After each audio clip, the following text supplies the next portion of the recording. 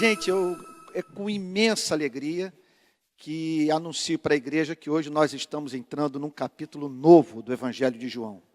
Estamos saindo do perturbador capítulo 8. Teve uma pessoa ontem aqui na nossa festa julina que disse a seguinte coisa: pastor, eu não estava vendo a hora de terminar o capítulo 8, porque ela estava se sentindo muito confrontada.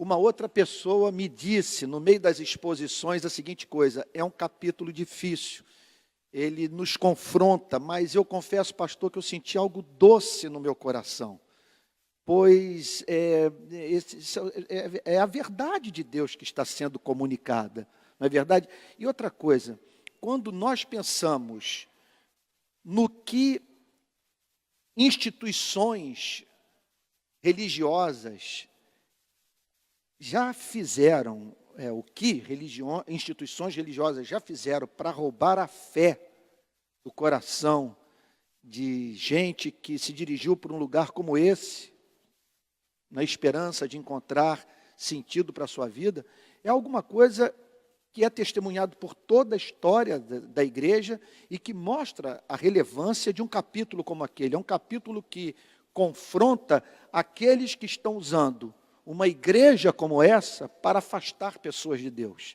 Então é da mais profunda relevância e espero que Deus tenha usado aquelas exposições para santificar o coração da nossa igreja. Mas hoje nós vamos por um tema completamente novo, uma mudança radical no conteúdo desse evangelho maravilhoso, o Evangelho de João. Capítulo 9. João, capítulo 9. Tá bom. As crianças podem se dirigir também com os seus professores para as classes de escola dominical. Bom? E eu vou pedir aos irmãos que, por favor, os que estão sentados nas cadeiras brancas, seria possível os irmãos se dirigirem aqui para frente? Como muitos membros da igreja não vieram hoje, vou pedir, que eu acho que vai ficar mais aconchegante, vai ficar mais agradável, se os irmãos que estão nas cadeiras brancas, por favor, tomarem assento aqui nessas cadeiras marrons. Vai ficar bem mais agradável. Muito obrigado. Vamos lá então, João capítulo 8, verso 1. Perdão, João capítulo 9, verso 1, querendo voltar para o passado, né? Caminhando Jesus, vamos ficar de pé? Todos de pé, obrigado. Caminhando Jesus, viu um homem cego de nascença. E os seus discípulos perguntaram: mestre, quem pecou? Este ou seus pais, para que nascesse cego? Respondeu Jesus: nem ele pecou, nem seus pais, mas foi para que se manifestem nele as obras de Deus. É necessário que façamos as obras daquele que me enviou, enquanto é dia. A noite vem quando ninguém pode trabalhar.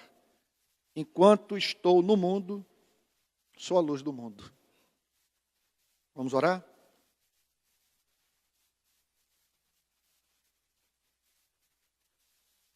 Pai Santo, mais fiados na Tua misericórdia do que na nossa inocência, que nós nos aproximamos de Ti nessa manhã, a fim de prestar culto ao Senhor nosso Deus, na beleza da sua santidade. Em todo o universo, não há nada que mais nos fascine, nos espante, nos mova a adoração do que o Senhor nosso Deus. Na verdade, Tu és o nosso único objeto de culto.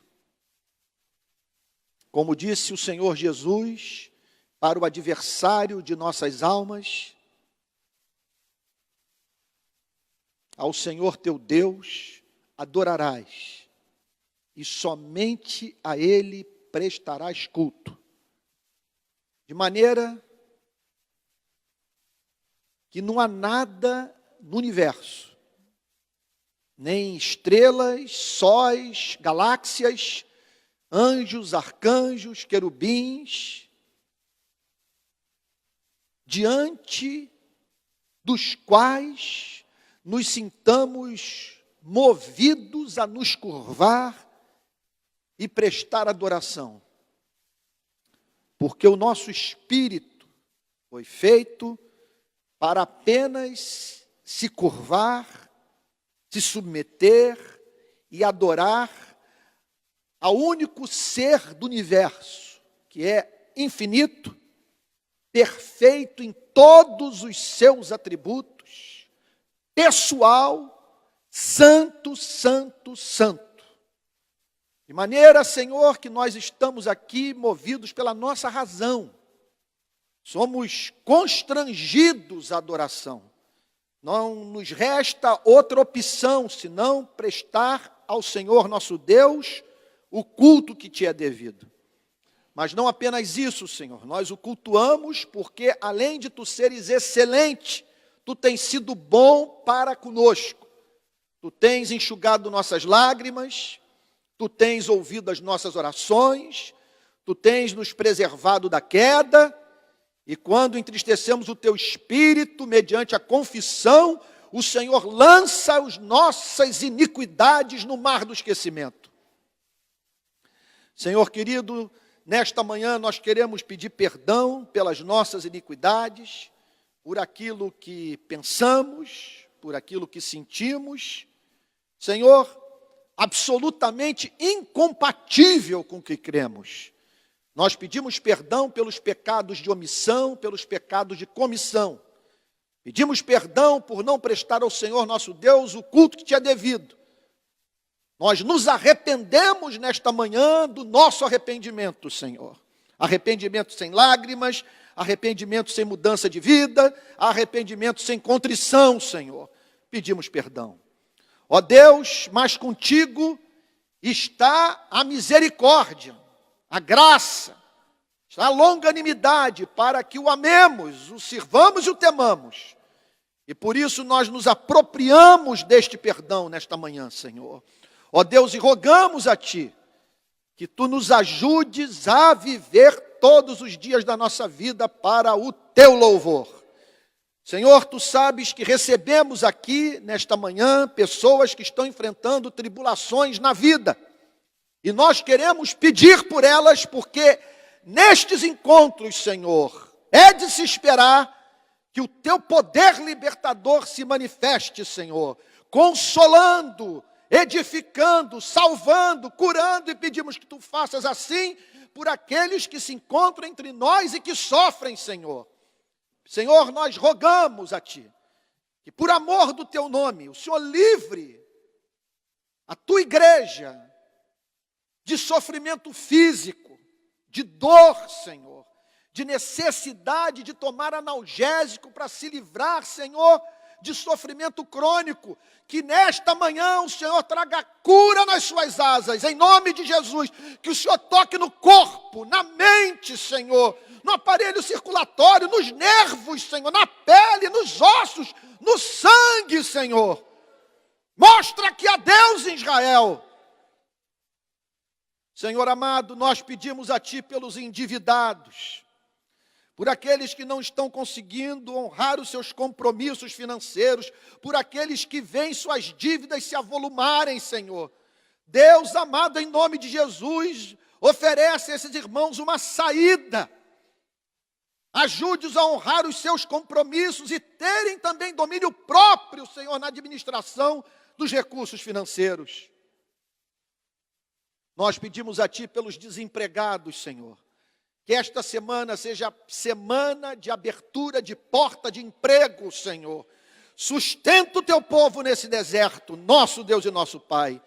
Nós pedimos a Ti que o Senhor opere também nas famílias, convertendo o coração dos pais aos filhos, convertendo o coração dos filhos aos pais. Senhor amado, nós estamos certos que aqueles com os quais convivemos dentro de casa não esperam de nós perfeição, esperam apenas humildade, que reconheçamos os nossos erros, Senhor, e nós pedimos a Ti que nenhum coração obstinado nos impeça de nos reconciliarmos com aqueles que nos são mais caros, Senhor. Nós rogamos a Ti, Senhor, nosso Deus e nosso Pai, por aqueles que se sentem oprimidos pelas trevas, Senhor, lidando com pensamentos obsessivos, noites mal dormidas, tentações também crônicas, Senhor. Em nome de Jesus, lembra esses irmãos, que embora o nosso adversário seja como o leão que ruge, procurando alguém a quem devorar, o leão da tribo de Judá está conosco, Senhor. Ó Deus, e como os montes circundam Jerusalém, a Tua graça também envolve as nossas vidas, Senhor. Nós rogamos a Ti pela renovação no coração desta igreja, do amor pelas Escrituras, do prazer na vida devocional. Senhor amado, que Teu povo seja encontrado pelas madrugadas, pelas manhãs, no pôr do sol, Senhor, nas vigílias da noite, buscando Tua face, Senhor. Nós pedimos que haja batismo com o Espírito Santo na nossa igreja, ministração de dons, Senhor, a fim de que esta igreja seja diariamente edificada, caminhando no temor do Senhor. Que o Senhor acrescente dia a dia a comunhão dessa igreja, os eleitos, os que haverão de herdar esta salvação, Senhor. Dá-nos visão, mostra-nos o caminho por onde devemos andar. Senhor, revela as iniquidades desta igreja, porque nós queremos ser uma igreja que em tudo faça o Senhor nosso Deus sorrir. Pedimos, Senhor, pela nossa nação tão confusa, mais de 12 milhões de desempregados, milhões de subempregados, Senhor, empresários fechando empresas. Deus de toda graça, compadece-te do nosso país. Nós pedimos a Ti, Senhor, que nessas próximas eleições o Senhor escolha aqueles que haverão de nos governar e que o Senhor nos ajude a votar com consciência. E nós rogamos a Ti pelos nossos campos, que eles não cessem de produzir alimento, que haja fartura na mesa do povo brasileiro, Senhor. Nós rogamos a Ti pelos ribeirinhos, rogamos a Ti pelo sertanejo, pelo morador de favela. Em nome de Jesus, Senhor, ajude este mar de miseráveis a viver com mais dignidade, Senhor. Nós pedimos por aqueles que perderam parentes para a violência, também consola esses pais, Senhor, esses irmãos, esses tios, esses avós, em nome de Jesus, Senhor, em nome de Jesus. Nós rogamos a Ti também, Senhor, pelo planeta, para que haja paz entre as nações, que o Senhor preserve a nossa geração, a geração dos nossos filhos, dos nossos netos, Senhor amado, de uma terceira guerra mundial. Detém o braço de Satanás, Senhor, neste planeta, em nome de Jesus, Senhor. Põe o Teu temor no coração daqueles que dirigem as superpotências, Senhor. E agora que Tua palavra vai ser proclamada, nós pedimos a Ti por aquela obra de iluminação do Espírito Santo, mediante a qual, Senhor, a verdade se torna clara, se torna amável, Senhor, porque nós sabemos que a Bíblia sem o Espírito Santo é um livro fechado.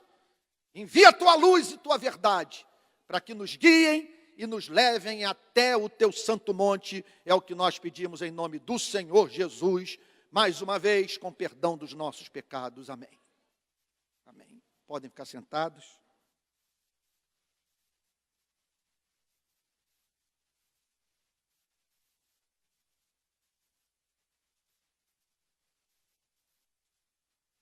É impossível falar sobre teologia e não falar sobre filosofia. E isto porque as Sagradas Escrituras nos remetem para temas questões, indagações que têm ocupado a mente dos mais capazes e renomados filósofos. E nessa manhã nós estamos diante de um terrível problema filosófico, que nos ajuda a entender o porquê da reação dos discípulos, conforme descrição do versículo 2. Um homem cego de nascença. Irmãos queridos, vocês conseguem imaginar uma limitação física pior do que essa? Alguém que seja mais digno da nossa compaixão, mais vulnerável. E ali está ele.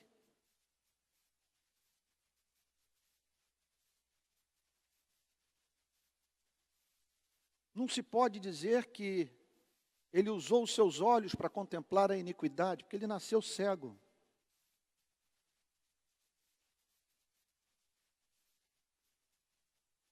Ele não ficou cego porque se envolveu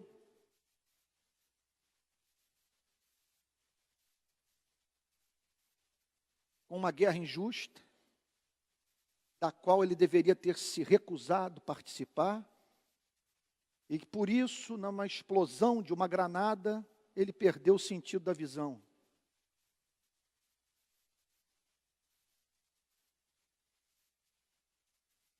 Sua mãe o gerou e percebeu, pela sua expressão facial, pelo movimento do seu globo ocular, que o seu bebezinho havia nascido cego. Então nós estamos falando aqui de uma pessoa, preste atenção nisso, que devido à sua limitação física, foi remetida para a mendicância. Esse planeta, e é muito importante que nas eleições que se aproximam, vocês se lembrem disso, está repleto de pessoas que dependem da solidariedade humana. Nós estamos falando aqui de alguém que precisa desesperadamente da compaixão do próximo. Privado do sentido mais importante, daquele que nos permite interagir com a vida, ajustar a nossa existência à realidade. E mais ainda do que tudo isso, contemplar a glória de Deus na ordem criada. Esse rapaz nasceu privado disso tudo. Por isso, os discípulos do Senhor Jesus, na companhia de Cristo, viram-se para ele e perguntam: Mestre, quem pecou? Este ou seus pais, para que nascesse cego? Então, observem que essa é uma questão, é muito importante que nós entendamos disso. Essa é uma questão nossa. O incrédulo jamais deveria formulá-la. Não apenas nesses termos, mas em que termo for. Porque só há dois sistemas de pensamento, dentro dos quais nós podemos tratar desse gigantesco problema filosófico. Por que inocentes sofrem? Por que pessoas parece que nasceram para padecer?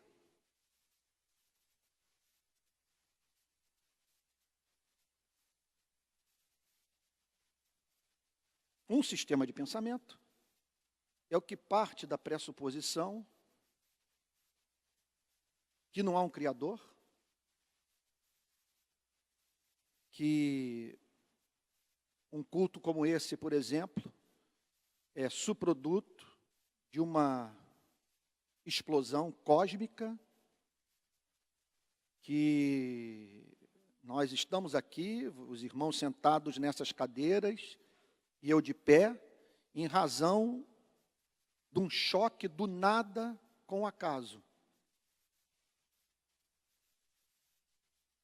Por motivos que escapam à compreensão dos melhores cientistas, porque não há resposta para isso, a ciência até hoje não se aventurou a oferecer uma resposta para essa questão de onde surgiu a vida. Como que de poeira estelar surgiram seres capazes de dizer a beleza da alma consiste no objeto do seu amor. Penso, logo existo. Amarás o Senhor teu Deus de todo o teu coração. Dentro desse sistema de pensamento, esse cego não é um problema filosófico.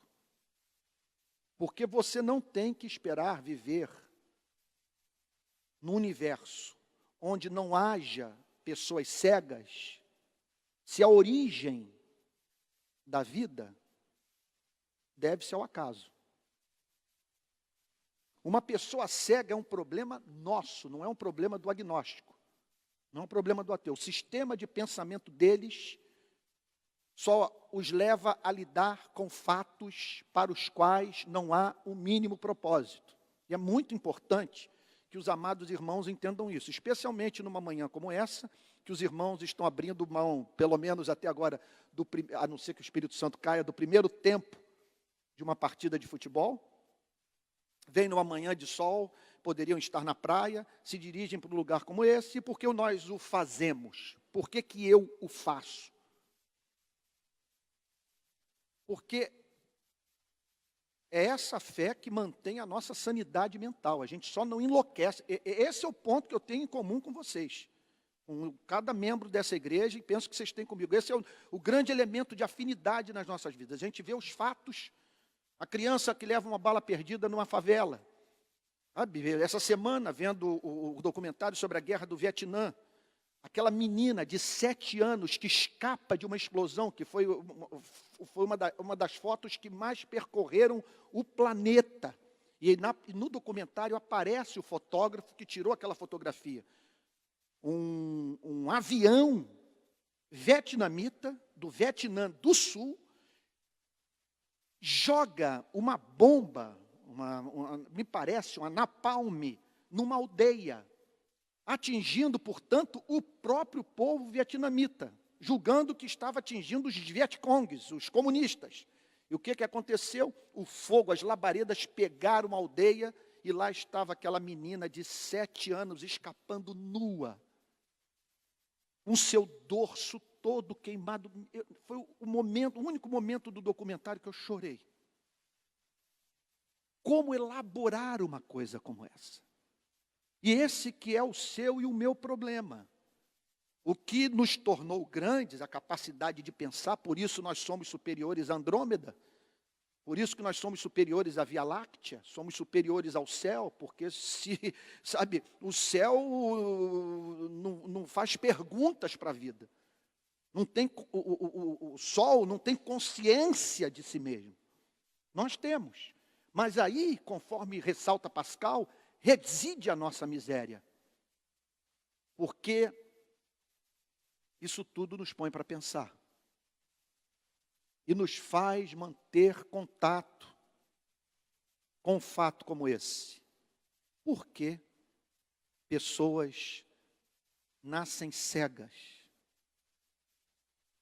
Por que pessoas aparentemente sofrem sem propósito? Contam que o antigo Papa, o antecessor do Papa atual, chegou no campo de concentração e fez a seguinte pergunta: onde estava Deus? Você vai ainda agora, como faz uns 2 anos que eu estive em Auschwitz, os cabelos das vítimas, os brinquedos das crianças, os sapatos. Em Dachau, os banheiros, de cujos chuveiros, em vez de sair água, saíam gás. Meu Deus, o que é isso? Que mundo é esse? Entendam, esse é um problema nosso, porque nós partimos de um pressuposto intelectual que nos põe em contato com esses fatos, que nos remetem, em razão do nosso pressuposto intelectual, Deus existe, nos remete para uma série de questões que não fazem parte do universo mental de quem nega a existência de Deus. Quem nega a existência de um Criador pessoal lida apenas com os fatos. Pessoas nascem cegas porque o acaso cego as remeteu para esse mundo para o qual não há propósito nenhum.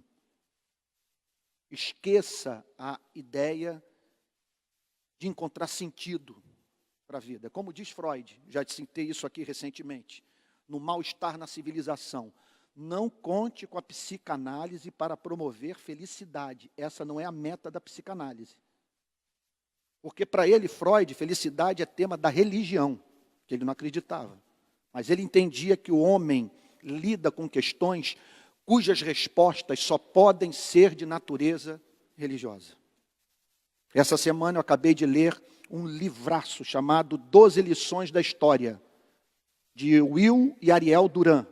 Livraço dos mais perturbadores que eu li nos últimos 10 anos. E eles fazem, num determinado capítulo do livro, uma análise da modernidade, e dizendo o seguinte: a modernidade removeu Deus, removeu a esperança do cristianismo, mas o que colocou no lugar? Nós somos seres cuja cabeça não para de funcionar e pródiga em nos remeter para os cenários mais sombrios que possamos imaginar. Está você dirigindo o carro, lavando a louça, ou lá dando sua aula na universidade, e de repente vem aquele raio sobre sua cabeça, aquele pensamento que rouba toda a sua alegria, toda a sua felicidade, rouba toda a sua paz. Onde encontrar contraponto para aquele medo que o acomete? A humanidade até hoje não encontrou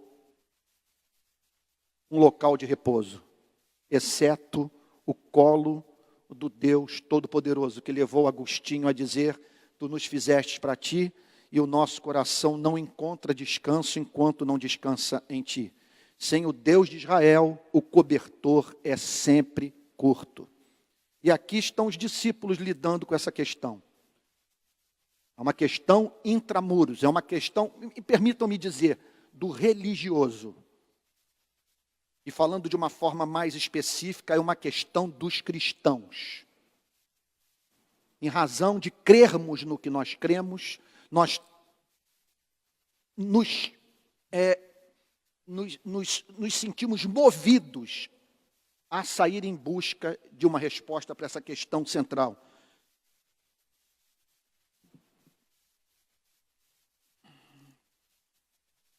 Mestre, quem pecou? Este ou seus pais, para que nascesse cego? Vale a pena nós observarmos o pressuposto intelectual da pergunta dos discípulos e como que, presta atenção nisso, a mente do crente pode, a partir de um pressuposto verdadeiro, desandar naquilo que poderíamos chamar de processo de raciocínio lógico. Vamos lá. Não é nada complicado e não é filosofia barata que eu estou trazendo para o púlpito da igreja nessa manhã. Eles partiam de um grande pressuposto. Deus existe. Segundo grande pressuposto, Deus é soberano. Terceiro pressuposto, Deus é bom. Quarto pressuposto, Deus é justo. Senhor, dentro da nossa teologia, do que nós aprendemos com Moisés, do que aprendemos com Davi, do que aprendemos com os profetas, Senhor, que explicação nós podemos dar para a miséria desse homem? Por que ele nasceu cego? Então eles entendiam que tinha que haver um propósito, porque a sua teologia os movia a esperar um propósito para um fato tão dramático como esse. Uma pessoa nascer cega.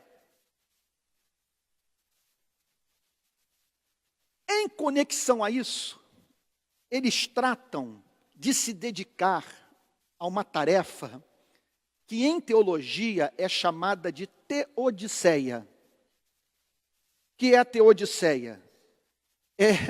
São as tentativas de justificarmos os procedimentos de Deus. É uma defesa que nós fazemos de Deus. Você olha para Birkenau, para Auschwitz, para Dachau e diz o seguinte: como ver o Criador Santo à luz desses campos de concentração? O que falar dessas crianças que estão neste momento fazendo hemodiálise? Dos pais que tiveram que enterrar os seus filhos?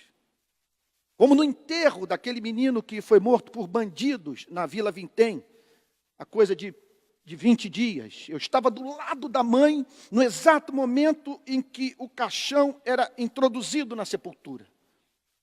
E eu vi a mãe dizendo para o filho: filho, você era tão amável. Por que você está partindo?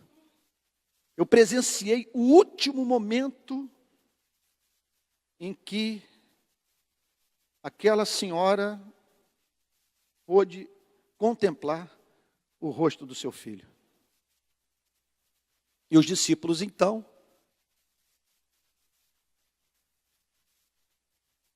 experimentam um curto-circuito. Naquela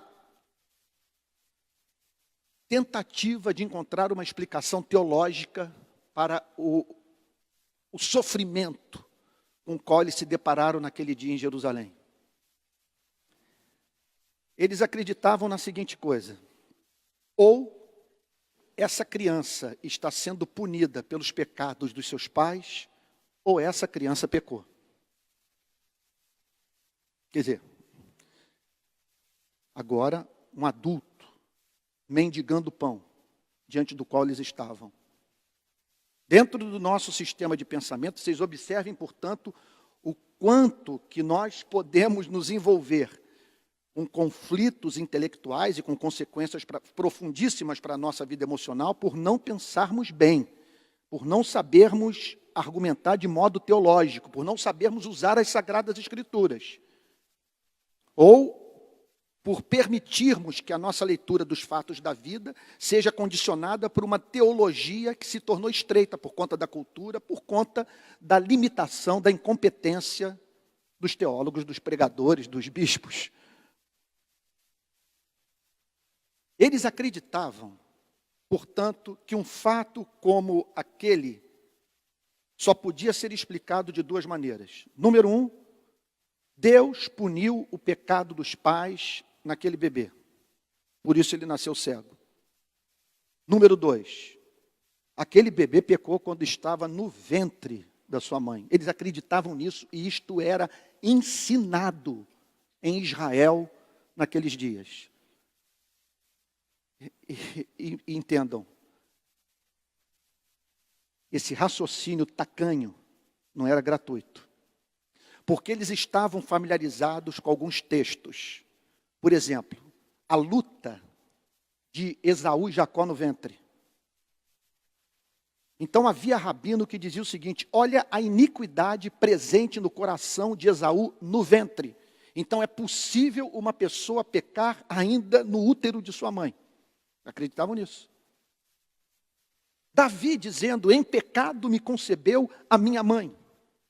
Ou então uma passagem impressionante como essa do Salmo 58, versículo 3, que levava esses homens a esse curto-circuito, vamos assim chamar, teológico intelectual. Salmo 58, versículo 3. Desviam-se os ímpios desde a sua concepção. Nascem e já se desencaminham, proferindo mentiras.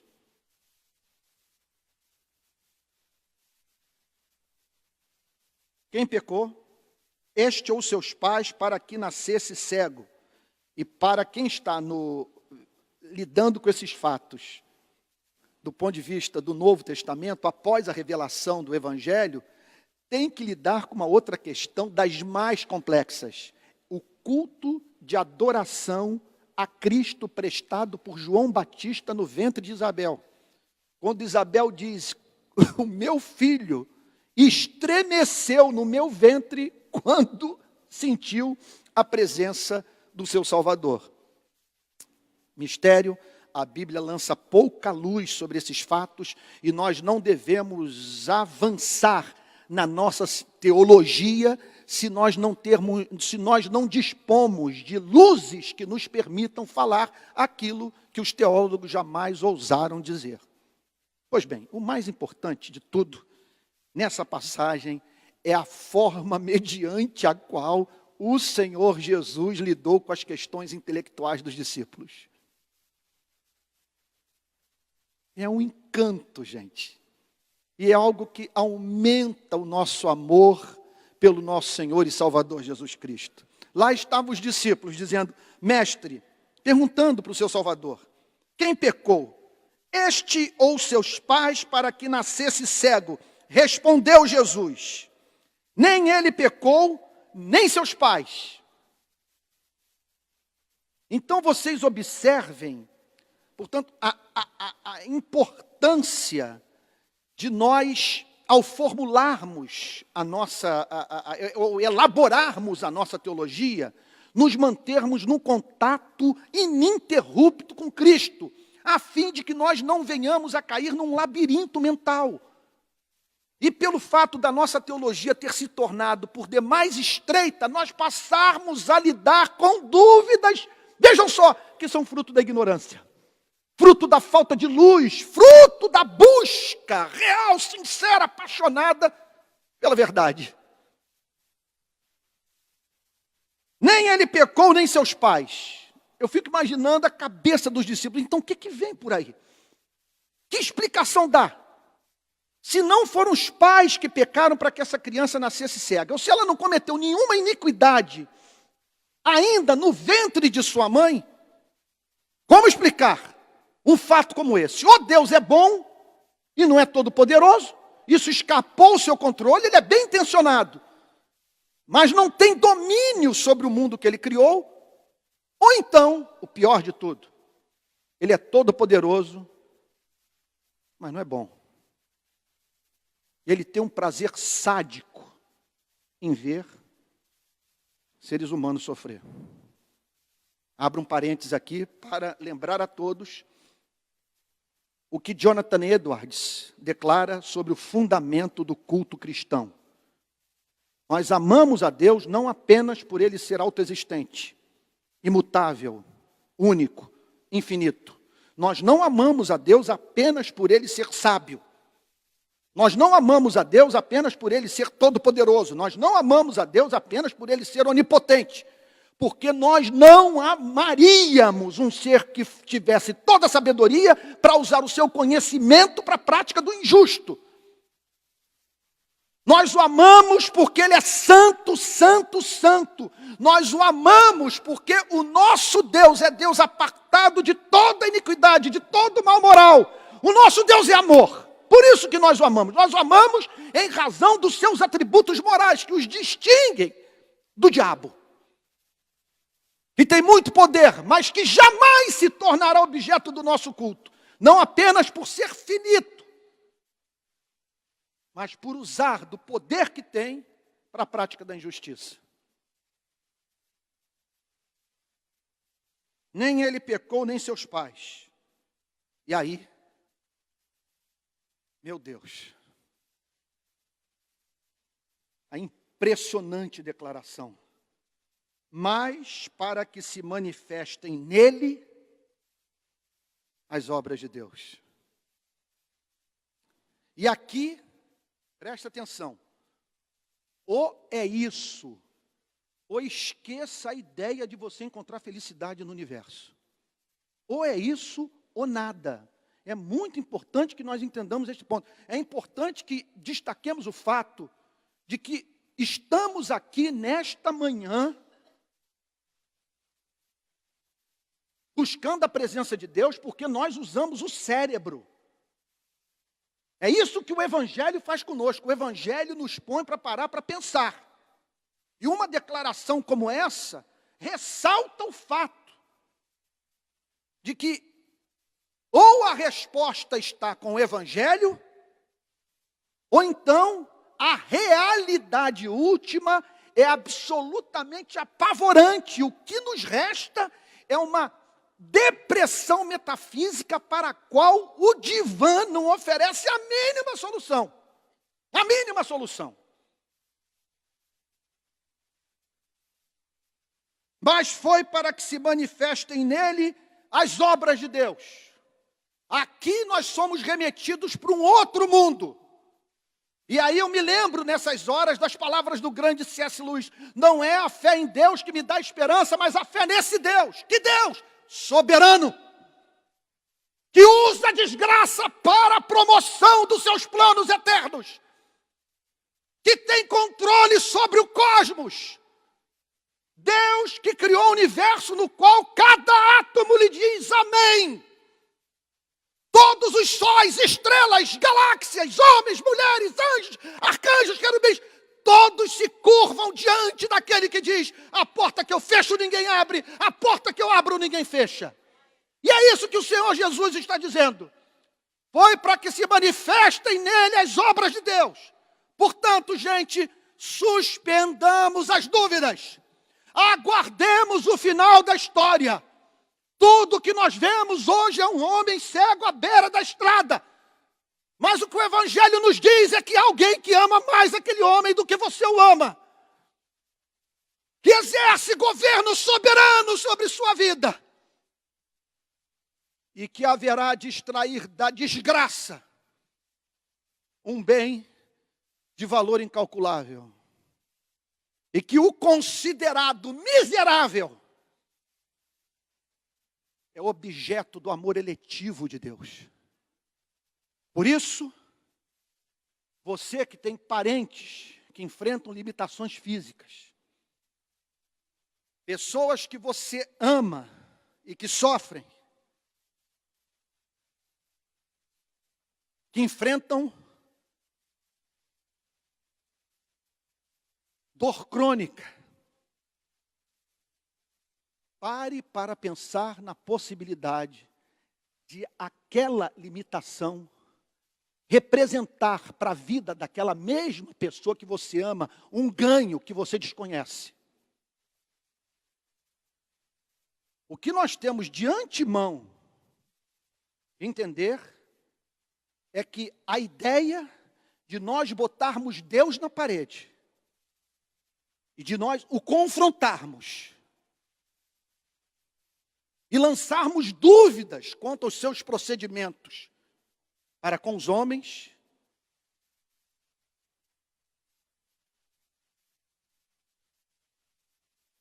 é insensatez do início ao fim. E a Bíblia não é muito paciente quando os seres humanos levantam ociosamente essas questões. Uma das respostas, por exemplo, que o apóstolo Paulo dá é a seguinte: que direito tem o barro de dizer para aquele que lhe dá forma o que compete ao seu Criador fazer. Mas não, Jesus não para aí. Ele não apenas apresenta, veja só, uma resposta para que se manifestem nele a glória de Deus. E é muito importante que vocês entendam um ponto, juntamente comigo. Meu Deus, isso é muito santo. E talvez eu esteja sendo profeta para algumas pessoas aqui nessa manhã, me perdoem falar nesses termos. O que eu estou querendo dizer, profeta? Não estou trazendo revelação nova. Eu estou trazendo uma verdade antiga que vai se adaptar à sua vida. Esse é o sentido de profecia. O que eu estou querendo dizer? Que uma passagem como essa nos fala de um universo no qual, aparentemente, coisas se estragam nas mãos de Deus.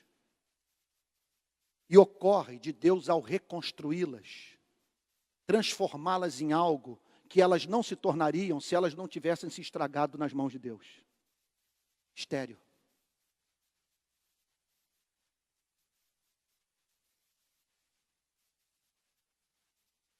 Não há mínima dúvida que ao término desse capítulo nós chegaremos à conclusão que aquele cego haveria de, por toda eternidade, agradecer a Deus pelos anos vividos na escuridão, porque havia amor naquelas trevas. Mas preste atenção, isso é lindo. O cristianismo sempre nos chama para o trabalho. O cristianismo não quer transformá-lo num filósofo ansioso. O cristianismo chama para, enquanto trabalha, esperar recebimento de luz para as suas indagações intelectuais. Olha a sequência do diálogo do Senhor Jesus com seus discípulos. Verso 3.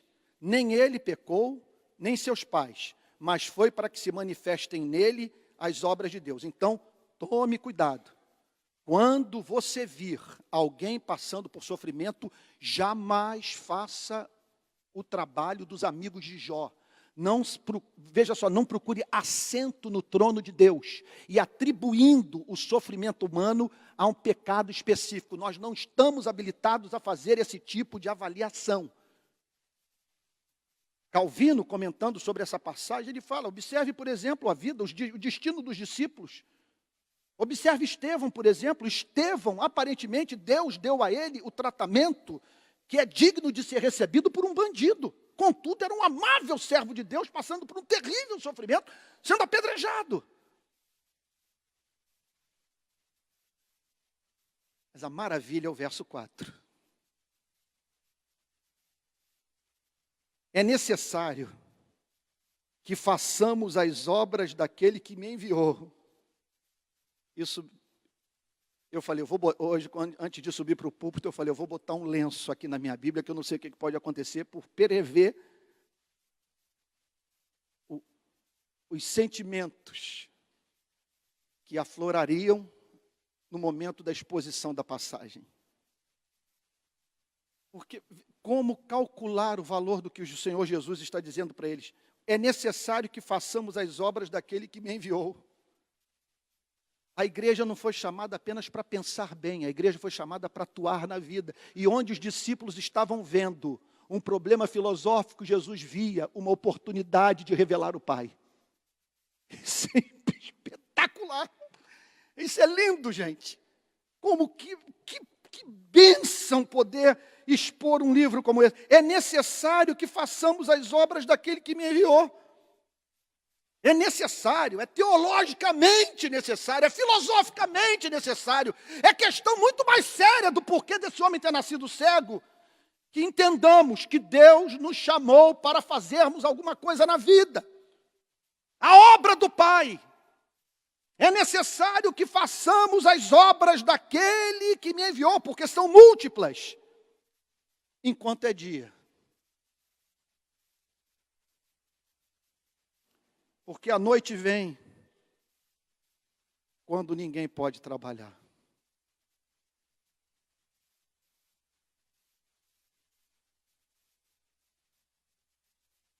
Então, qual é a resposta que o Senhor Jesus tem a dar para o universo de pessoas cegas? se submetendo à hemodiálise.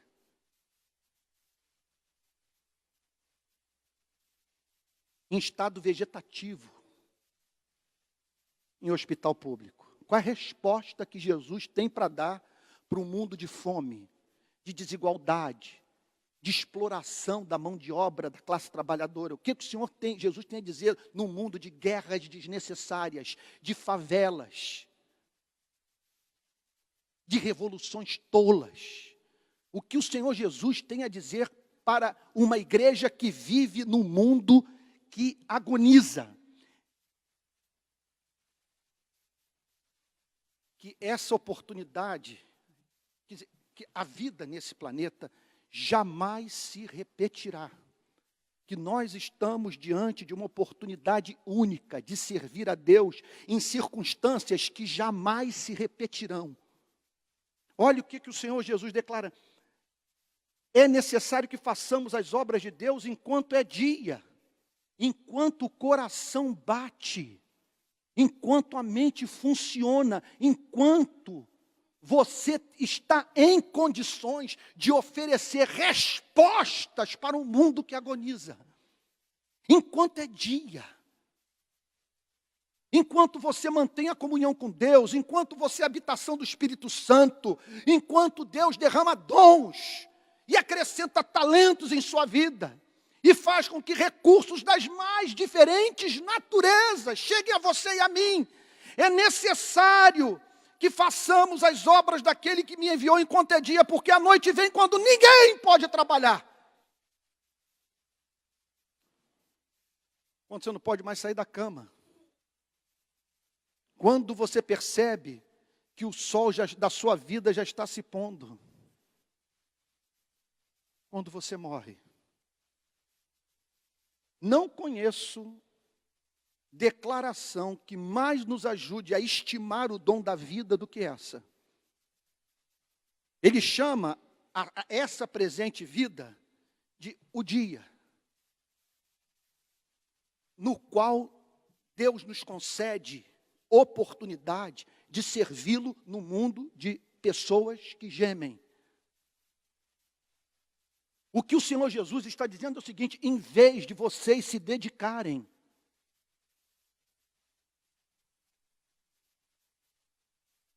à filosofia que imobiliza, que deprime, que amarra os braços, em vez de vocês viverem ad eternum, a fazer perguntas ociosas à vida, compadeçam-se dessas pessoas, arregassem as mangas, tomem consciência do fato de que a vida é um dom, que é algo dado momento a momento, e que todos vocês um dia se encontrarão num estado de vida que não lhes permitirá fazer esse bem.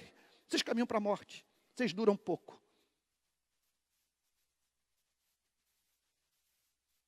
Não conheço nota na Bíblia de urgência maior do que essa.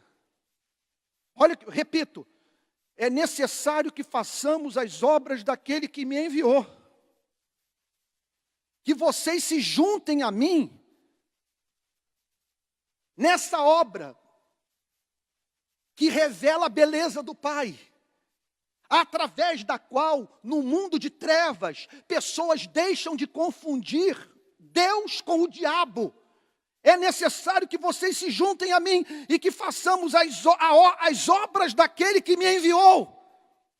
Enviou para quê? Enviou para me trancar num quarto e ficar eternamente filosofando? Me enviou para ser útil, me enviou para ser luz, me enviou para curar, para libertar, para revelar sentido para a vida daqueles que perderam o interesse pela vida. Façamos as obras daquele que me enviou enquanto é dia, porque a noite vem quando ninguém pode trabalhar. Cessou a oportunidade de você dar copo de água fria para o discípulo. Cessou a oportunidade de você cobrir o nu. Cessou a oportunidade de você reformar o barraco da empregada doméstica. cessou a oportunidade de você se posicionar na sociedade como um profeta e dizer o seguinte: eu condeno o que está em curso na minha nação. Eu condeno a opressão, eu condeno a injustiça. Eu condeno o pecado transformado em lei e em cultura.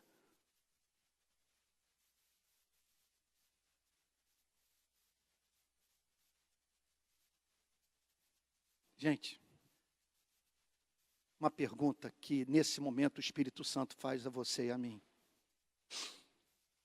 Você já pode até imaginar qual é. O que nós estamos fazendo da nossa vida?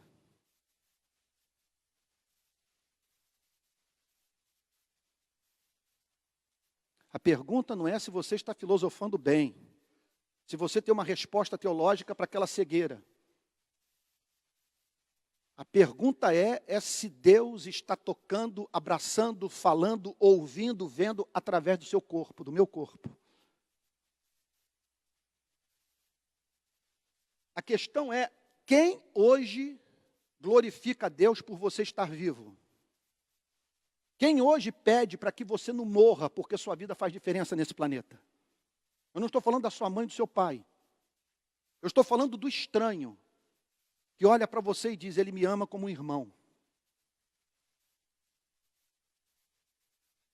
Temos consciência que nos encontramos em plena luz do dia, que temos que acordar cedo e ir para o campo semear, que não dá para semear e colher à noite, que o momento apropriado de trabalhar é aquele no qual a luz do sol brilha. Você tem sido fiel à sua vocação? O que tem determinado as escolhas que você faz na vida?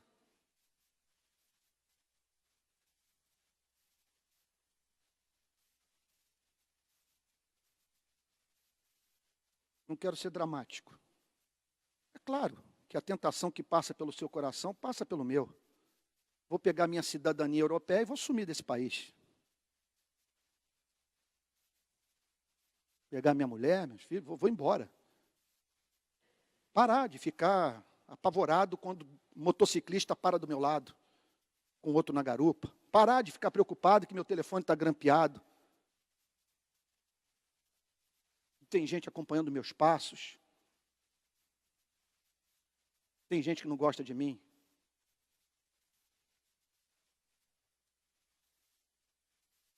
Se vocês me permitam dizer,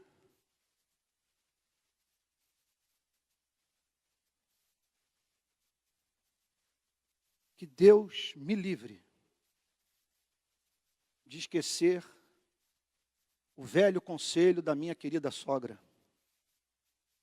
Meu filho, o lugar mais seguro da terra é o centro da vontade de Deus. Portugal não vai me oferecer segurança.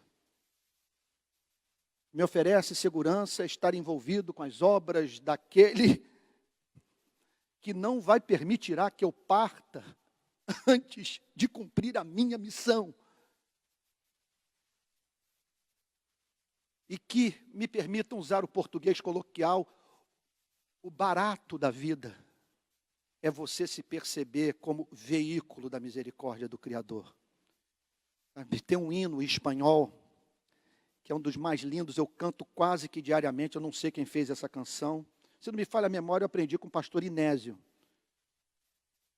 Heme aqui, eu irei, Senhor. Envia-me a mim, disposto estou, e levarei sua glória a las naciones. Esse é o seu ideal de vida? Isso está acima de ser rico? Isso está acima de ser próspero, de ser famoso? Mas olhem o que o Salvador declara no verso 5. Enquanto estou no mundo, isso é lindo, fala sobre ele, mas fala sobre você e eu. Vamos lá.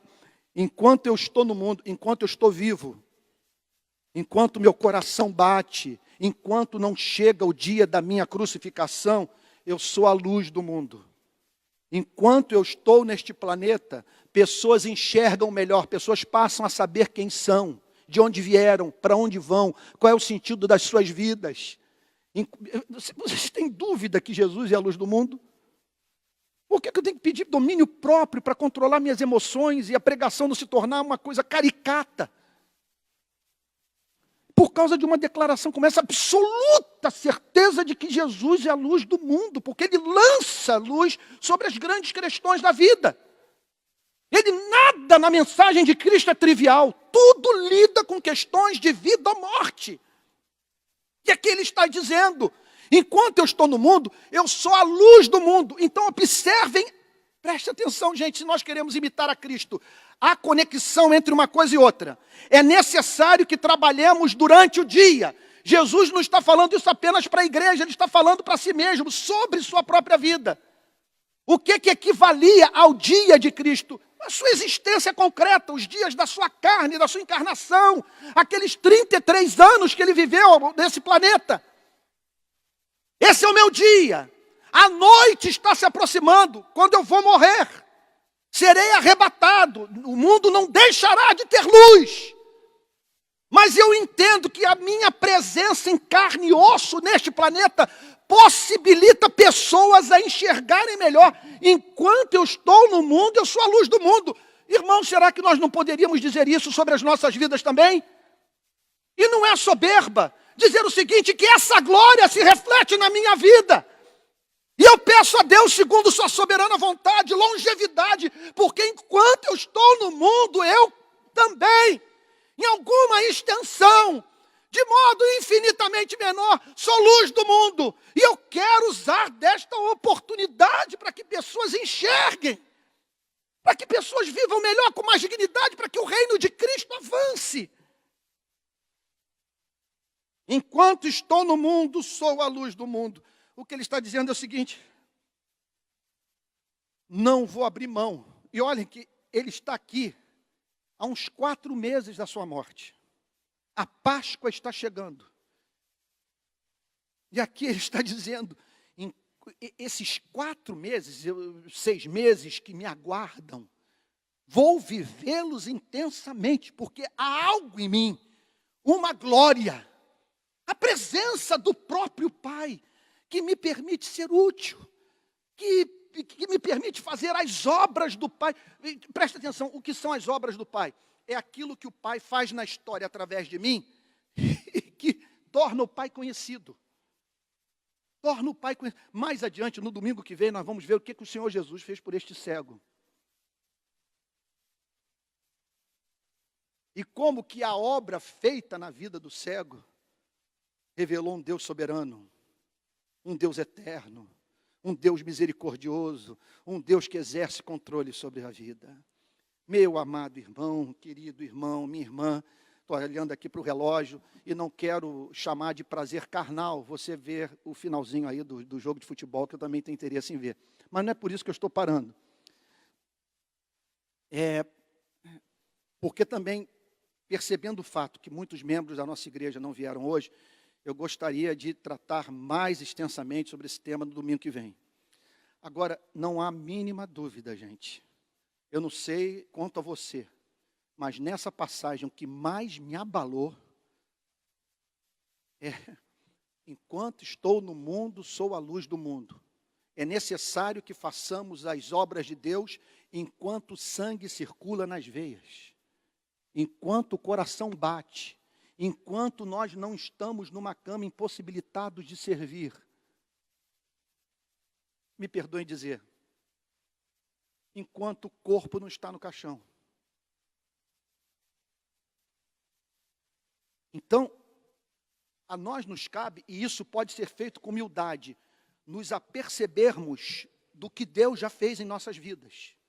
Se vocês me permitam dizer, da quantidade de gente que pode viver melhor em contato conosco. De certa forma, nós podemos declarar, enquanto estou no mundo, eu sou a luz do mundo. Não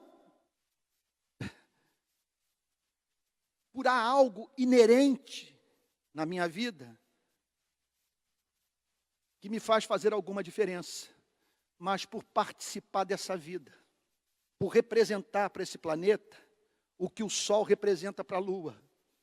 Não sou a luz do sol, mas eu sei que esta luz gloriosa refletida na minha vida pode fazer com que pessoas, ao se depararem com cego, em vez de entrarem em depressão metafísica,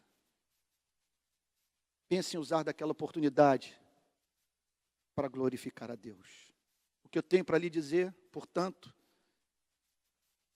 é que Deus o chama para, através da sua vida, fazer proezas nesse planeta.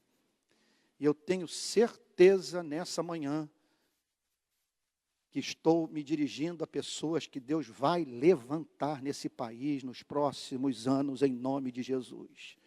E gente que vai aproveitar do dom da vida para fazer, no tempo e no espaço, as obras do Pai. Vamos ficar de pé?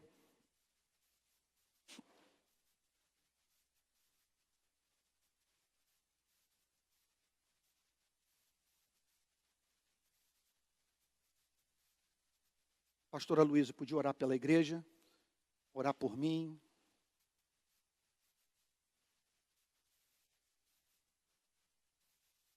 Remindo o tempo, diz o apóstolo Paulo, porque os dias são maus. Vocês estão familiarizados com o sentido dessa declaração? Ganhando tempo, não permitindo que o tempo se escoe, entendendo que o tempo é um bem escasso, valioso, que o temos em pouca quantidade e é um bem certo. E aqui está o Senhor Jesus dizendo para a sua igreja, é necessário. Vamos assim dizer, é filosoficamente necessário, é metafisicamente necessário. É uma questão de uso das faculdades racionais.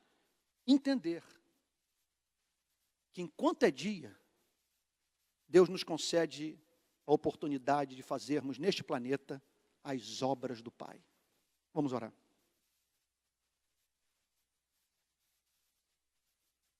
Senhor Deus, Pai amado, obrigado pela Tua palavra, que é viva, poderosa, eficaz, proveitosa, eterna, penetrante. Ó Deus, que o Senhor nos conceda graça, força e esperança para que sejamos realmente instrumentos úteis nas Tuas mãos. Queremos ser veículos das Tuas bênçãos, da Tua misericórdia, do Teu amor, da Tua benevolência, do Teu cuidado. Pai, não queremos perder tempo. Não queremos, Pai, gastar a nossa vida, usar a nossa vida com aquilo que não servirá para a Tua glória, não glorificará o Teu nome. Ó Pai, use a nossa vida, use a vida desta igreja. Nós queremos ser uma igreja constituída de homens e mulheres poderosamente usados por Ti para a Tua glória, para fazer com que homens e mulheres sejam alcançados pelo poder do Evangelho, restaurados, transformados, famílias restauradas, uma nação restaurada. Nós queremos ser canais das Tuas bênçãos, temos sido tão abençoados por Ti, mas queremos ser canais das Tuas bênçãos. Ó Deus, que o Senhor levante a nossa vida, que o Senhor use a nossa vida como um farol, que o Senhor esteja conosco, que o Senhor guie os nossos passos, que o Senhor encha o nosso coração de alegria, que o Senhor guie os nossos passos e que o Senhor fortaleça as nossas mãos e que o Senhor traga para a nossa vida força e vigor para que nós sigamos adiante combatendo o bom combate e fazendo a Tua vontade para que a Tua glória, Senhor Deus, seja manifesta por nosso intermédio e assim o inferno recue para o Teu louvor. Ó Deus, aqui estamos nós, querendo ser usados por Ti, e é maravilhoso saber que o Senhor é autossuficiente, portanto poderia fazer tudo o que deseja fazer sem a nossa ajuda. mas o Senhor nos concede a graça, a bênção e o privilégio de sermos teus cooperadores. Louvado seja o teu santo nome. Muito obrigado, ó Deus, e que agora sejamos todos nós cheios do teu Espírito, ó Pai. Cheios do teu Espírito, para que revelemos a tua beleza, a tua glória e manifestemos por meio de nossas atitudes o teu caráter, Pai. Que as pessoas olhem para nós e conheçam a Ti. Em nome de Jesus. E para a Tua glória que oramos. Amém e amém, Senhor.